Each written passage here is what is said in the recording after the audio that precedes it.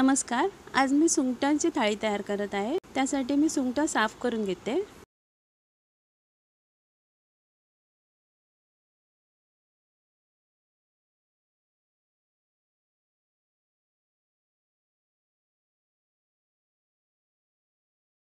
सुंगटं साफ करून झालेली आहेत. सर्वात आधी मी सुंगटांचे हुमण तयार करत आहे. त्यासाठी लागणारे साहित्य स्क्रीनवर लिहिलेले आहे. हे आता मी ग्राइंडरवर बारीक वाटून घेते. मसाला वाटून झालेला आहे. त्यात मी आता बारीक चिरलेला कांदा आणि मिरची घालते आणि मसाल्याला उकळी काढून घेते. मसाल्याला कड येत आहे. त्यात मी आता चवीप्रमाणे मीठ घालते.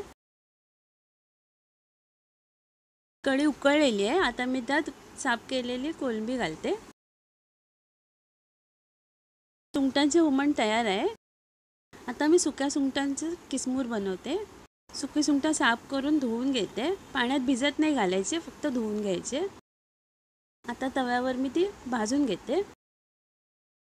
थोडे क्रिस्पी झाल्यानंतर थोडं तेल घालते मी.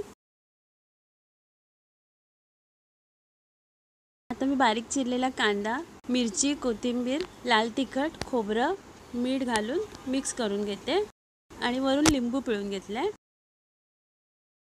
आणि यात भाजलेली सुकी सुंगटं घालते. किसमूर तयार आहे. आता मी फुटी कढी बनवत आहे. त्यासाठी एक मोठा चमचा कोकम आगळ घेतले. त्यात 1 कप पाणी घालते. त्यात बारीक चिरलेला लसूण, हिरवी मिरची, कोथिंबीर घालून मिक्स करून घेते आणि चवीप्रमाणे मीठ घालते.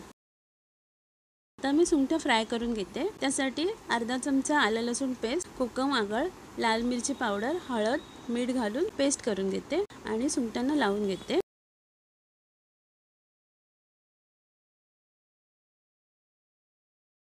आता मी तांदळाच्या पिठात रवा, लाल तिखट घालून मिक्स करून घेते. त्यात सुंगटं घोळून घेते चांगले आणि आता तेलात फ्राय करून घेते दोन्ही बाजूने.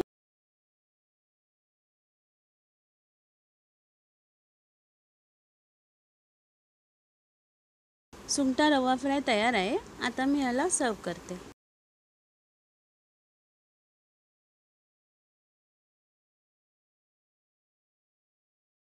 सुंगटा थाळी तयार आहे. तुम्हाला आवडली असेल तर नक्कीच लाईक, कमेंट आणि शेअर करा. धन्यवाद.